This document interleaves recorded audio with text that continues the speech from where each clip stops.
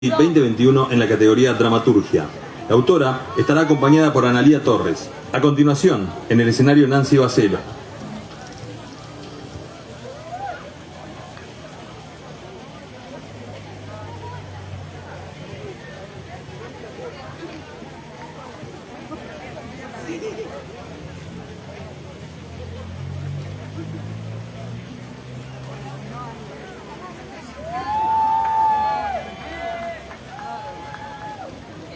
Hola, ¿todo anda bien? ¿Se escucha? ¿Sí? Bueno, hola a todos y todas. Es una alegría estar acá con Alejandra presentando una de sus magias, como le digo yo, porque escribir es una magia, ¿verdad, Ale?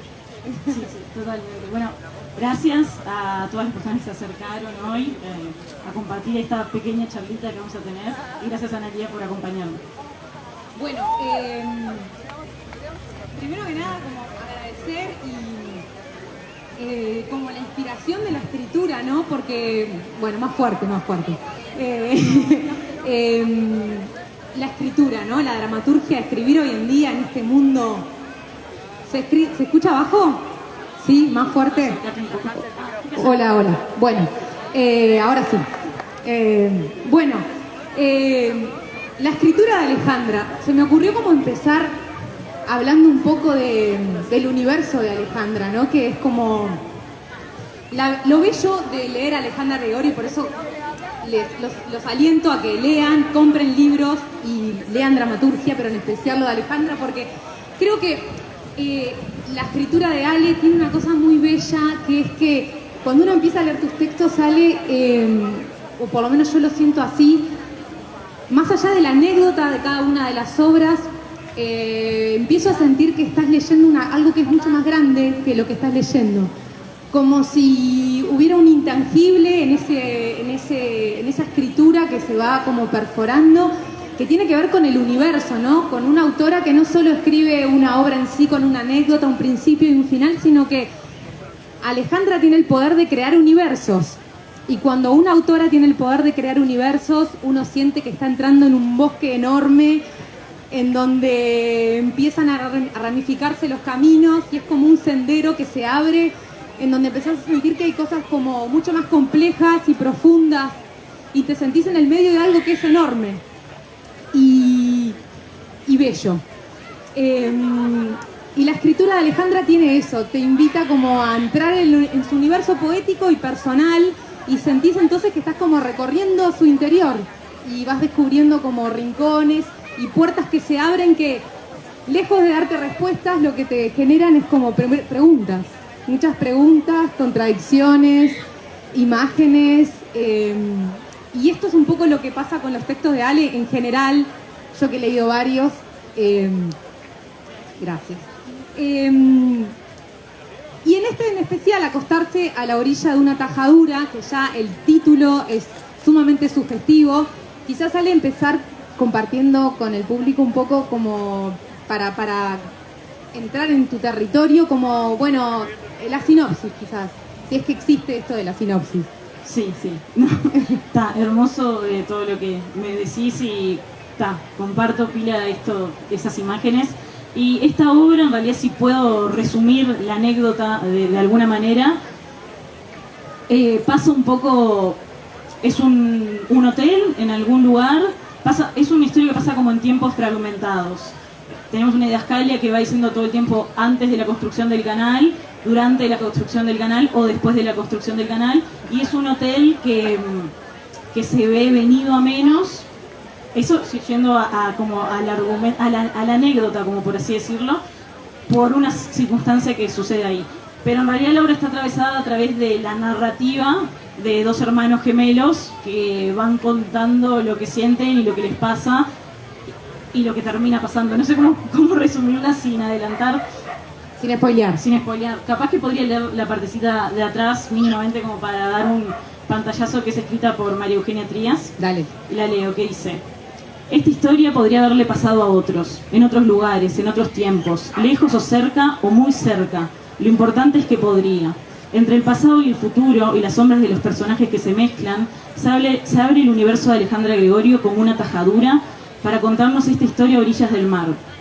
En un pueblo que podría ser cualquier pueblo y que también es La Coronilla, una familia se inventa un mundo con ilusiones, sueños y playas.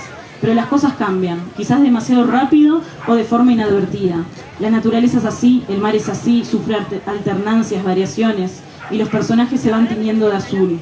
¿Qué es lo que no estoy viendo?, se preguntan, pero lo ven todo. La dramaturgia y poética de acostarse a la orilla de una tajadura recorre el mundo, descubriendo la voz de un niño, o de varios, que contemplan el mundo corriendo o desde el agua, y sus palabras son como un grito que traza una grieta en el texto y también en los lectores. María Eugenia Trías. Hermoso. Bien, este texto tiene una cosa muy maravillosa que es, más allá del plano narrativo anecdótico, que es el que consumimos mayoritariamente, que como el más aristotélico, hay una cosa muy compleja que Ale va tejiendo, que es el otro plano simbólico, que narrativo también, que es el que le va dando profundidad y densidad a esta anécdota, y en el que de alguna manera va tomando la anécdota para entrar en esta tajadura como metáfora, siento yo, de nuestras tajaduras como seres humanos, ¿no? O sea, ¿qué significa esta tajadura para vos? En tu cuerpo, en tu sensibilidad, porque de alguna manera las que escribimos, los que escribimos, traducimos nuestro sentir en la escritura. Entonces, ¿cuál es tu pulsión, Ale? ¿De dónde nace esta grieta tuya que te lleva a esto? Bueno, qué pregunta.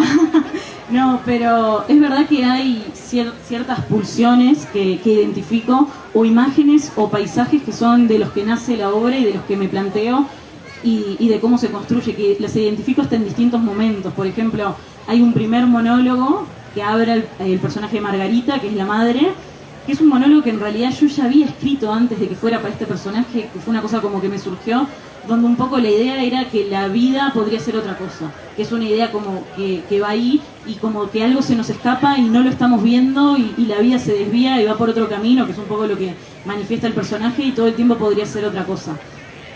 Esa fue una de las primeras pulsiones que yo tenía, que era una inquietud mía, que después terminó siendo en la voz de un personaje, que eso a veces nos pasa, ¿viste?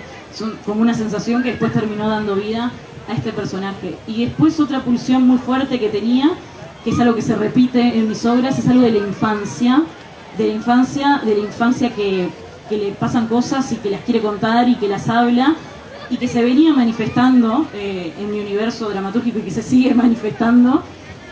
Pero en esta obra creo que es en la única que logro hablar un personaje desde la infancia mismo. Que es un personaje de 10 años que habla él mismo. Que obviamente cuando me la puse a escribir no fue que me la puse ya planeando para hacer, porque sería un poco más difícil. Por más que sí, podría actuarle un niño de 10 años, pero fue como más una cosa también así poética, que me bajó de... vengo rondando en esta cosa de la infancia, en esta cosa también de la hermandad, que es otra pulsión que tengo ahí como muy presente, del lazo de hermanos, que la vengo desenterrando como en varias obras, de ese dolor y amor y unión y la pérdida de la posible hermandad. Y en esta obra me surgió como que hable un personaje mismo desde la infancia, que para mí es quien en realidad termina contando, como que los otros personajes deambulan en muchas zonas, pero el único personaje que realmente atraviesa la vida, la obra y esta tajadura para mí es el personaje del gemelo, que es el niño.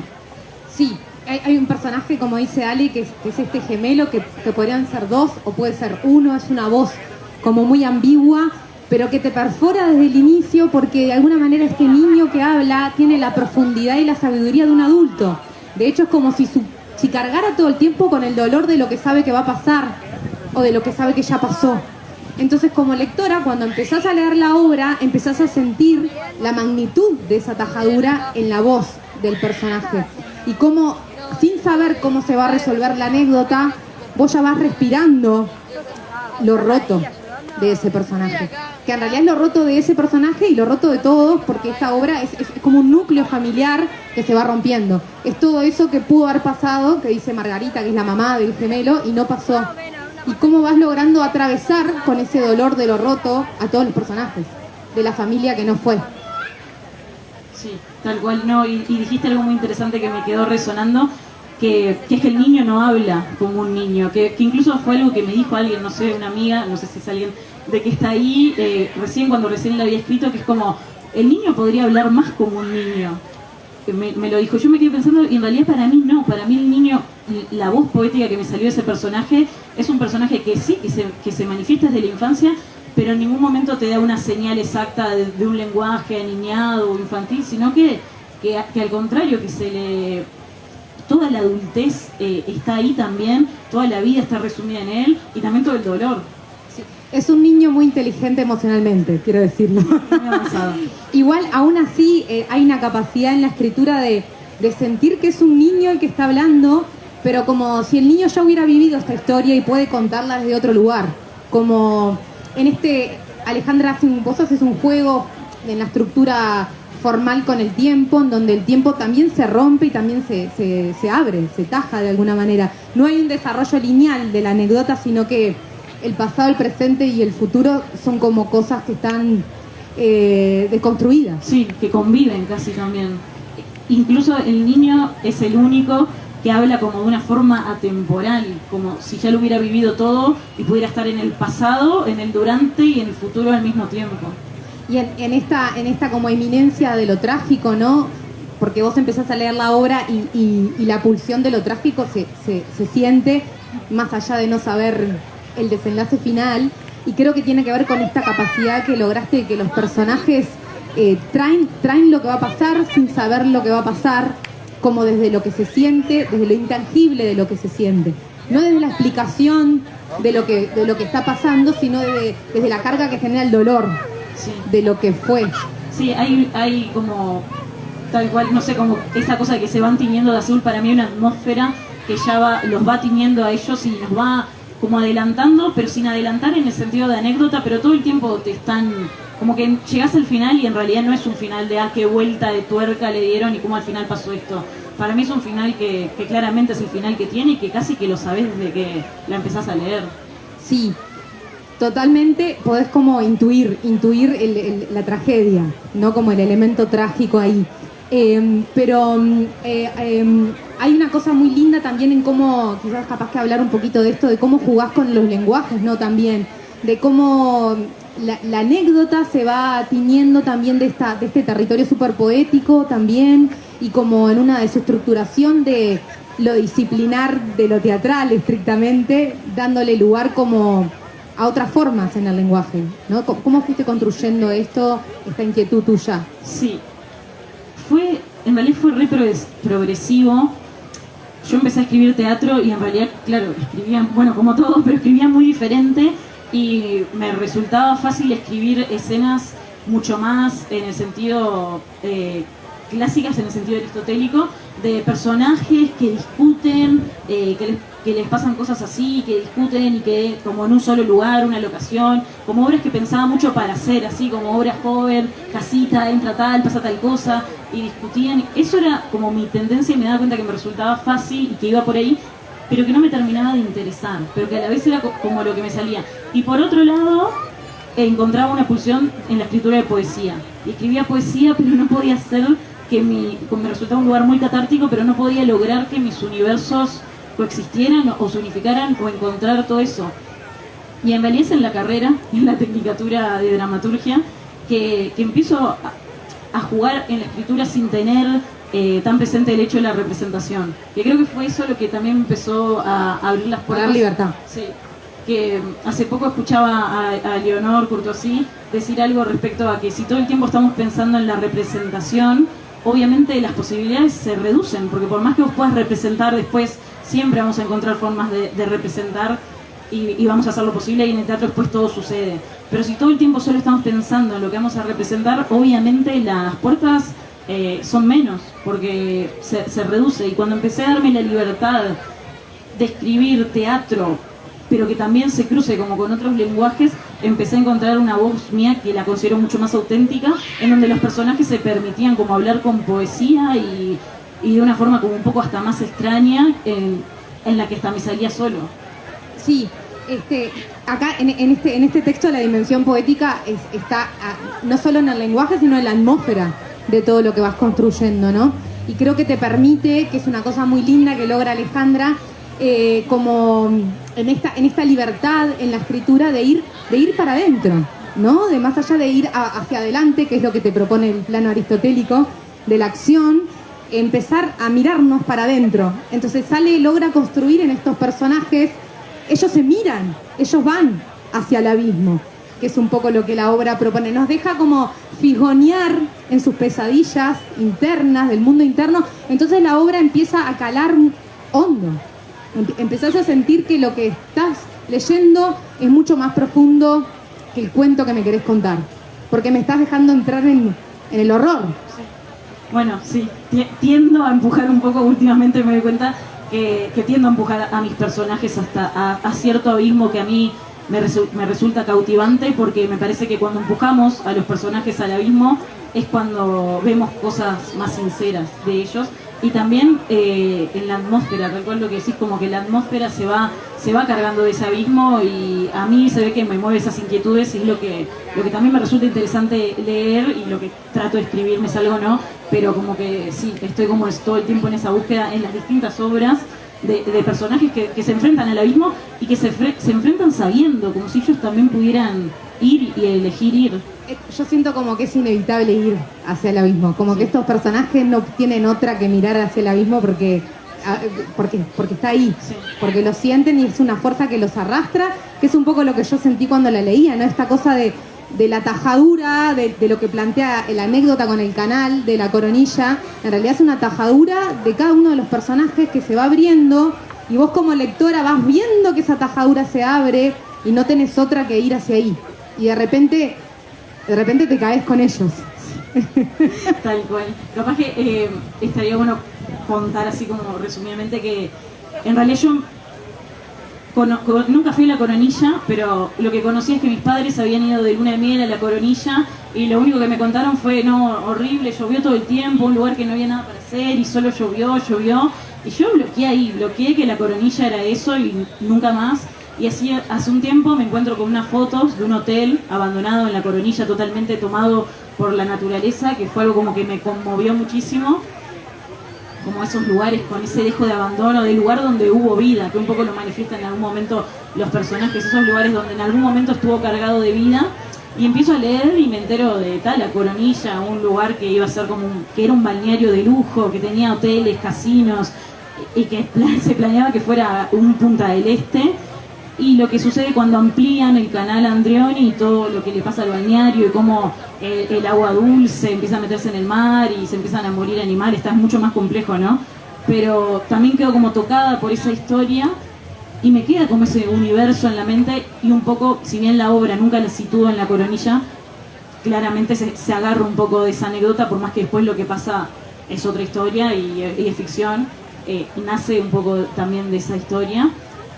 Y lo de la tajadura, que también es una anécdota personal, yo sentí que es una palabra que recordaba desde chica como una herida. Yo sentía que me lastimaba y decía, ay, me hice una tajadura. Y cuando le voy a poner este título, que lo pienso tajadura como herida, busco la definición, y tajadura es eso, como la tierra partida de la mitad, como una grieta en la tierra. Y bueno, y ahí se me termina de cerrar, se une un poco con esta cosa de la tajadura y el canal de, así como perforar la tierra. Claro, para mí igual como la gran metáfora de la obra es como esta tajadura de la tierra que pertenece al plano anecdótico, es la tajadura de los personajes, es la tajadura de nosotros como seres humanos, que nos va enfrentando a nuestros abismos, de las cosas que no pueden ser, o de las decisiones que tomamos y no nos llevan al destino que queremos. Sí, totalmente. Y algo también que me gusta como pensar, que en realidad surgió de otra charla también, que es que si uno agarra la obra y se queda solo con los fragmentos que habla el niño, los gemelos, también podrían estar como separados de todo y como que forman una tajadura mismo también en la obra. Un día alguien me dijo eso y me quedé como, sí, va formando todos los fragmentos de los gemelos, se podrían unir como en un gran poema y que estuviera todo unido, y es una tajadura que va atravesando esta obra y rompiendo también con lo anecdótico. Bien, sí, y otra cosa muy inquietante de esto que decías es la ominosidad. A mí me pasó mucho leyendo en esta cosa perturbadora de sentir lo trágico y que no se resuelva y que te empieza a instalar en un lugar de ominosidad. O sea, ¿qué está pasando en esta gente? ¿Qué es lo que no se dice? Y que empieza a operar como en ese plano interno que te empieza a atraer. No sé si esto lo construiste de forma consciente o se fue dando espontáneamente. Y no sé si lo construí en realidad de forma consciente, ahora que me lo decís. Sí hay un juego que creo que a veces me resulta también cómodo, que es habitar esos lugares donde todavía no se dice mucho, porque los personajes no pueden, porque no ese lugar de las palabras sin lograr las palabras. Que como que los personajes, hay un momento de la obra en el que la tensión juega un poco a eso, en personajes que se dicen cosas pero hay cosas que no se dicen, y entonces entramos en un terreno de qué está pasando, qué hay atrás de este dolor. Creo que va un poco por ahí. Capaz leemos el monólogo de Margarita. Dale. Del inicio. ¿Querés leer vos un monólogo y yo leo otro? Bueno, ¿O dale. querés? Ok. ¿Cuál otro? ¿El inicio? ¿El de Margarita? Bueno, dale. Bueno, vamos a leer el monólogo que abre el texto, que es el monólogo de la mamá, que se llama Margarita, que a mí me generó mucho esto de lo ominoso, ¿no? De qué va a pasar con esta gente después de leer este monólogo. Bueno, tengo que seguir leyendo la obra.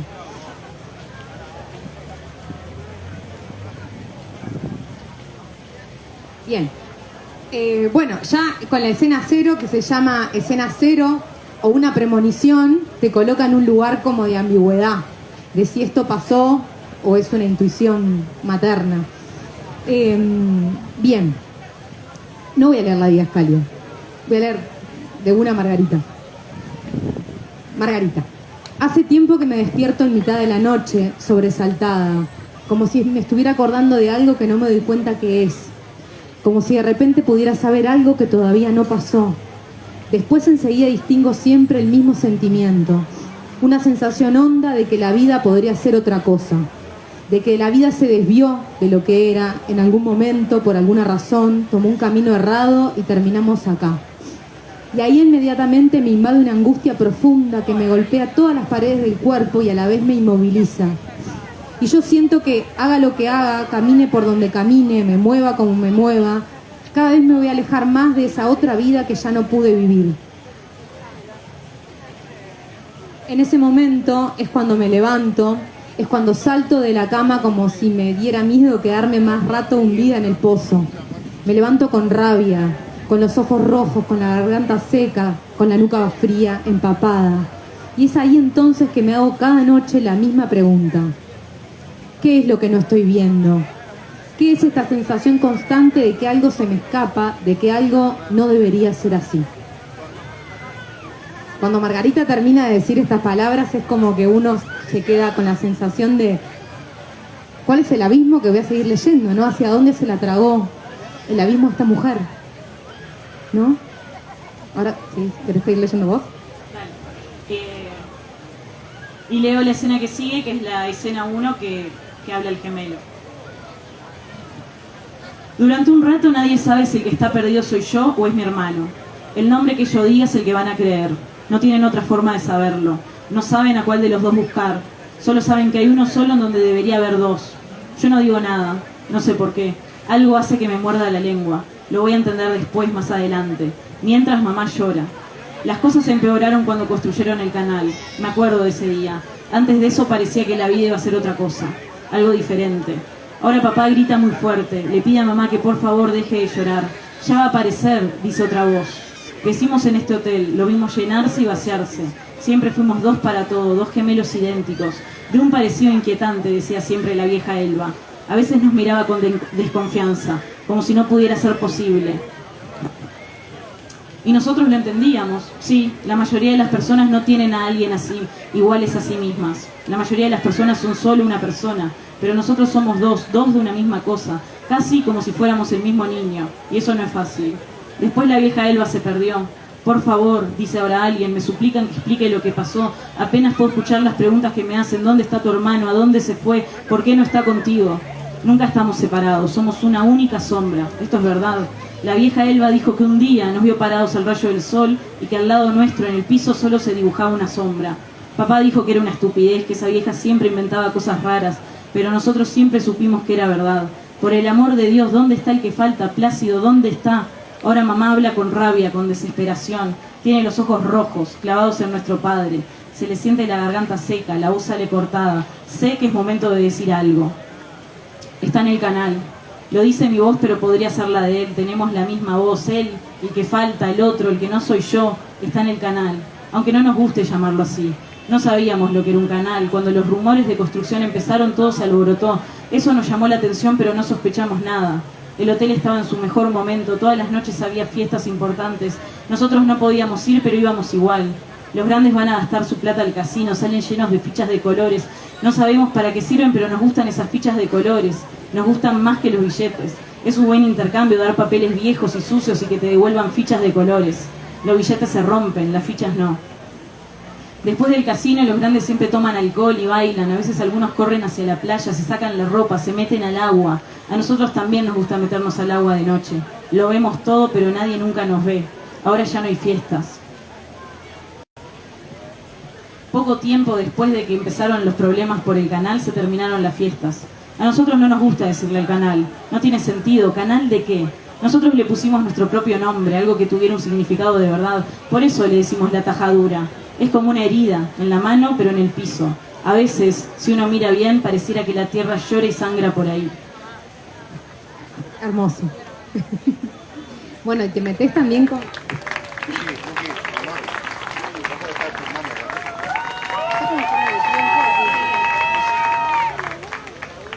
Bueno, no sé cómo estamos de tiempo, pero nada.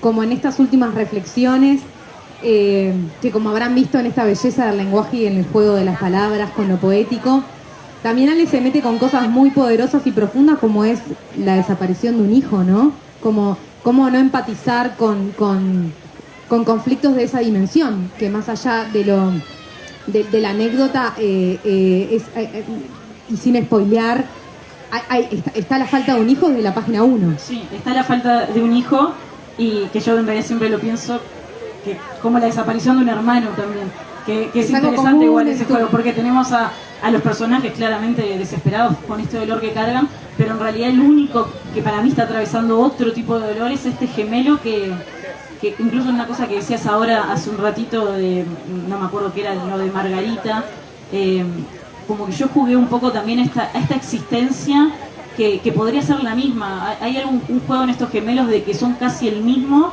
y de repente uno no está, ¿y cuál es el que queda? El que queda lo define el nombre, un poco es a lo que juega este personaje, es decir, el nombre que yo diga es el gemelo que se quedó, como son la misma existencia y solo están marcados por este nombre. Era un concepto como que a mí me estaba como en la cabeza sobre esta cosa de ser iguales, de gemelos.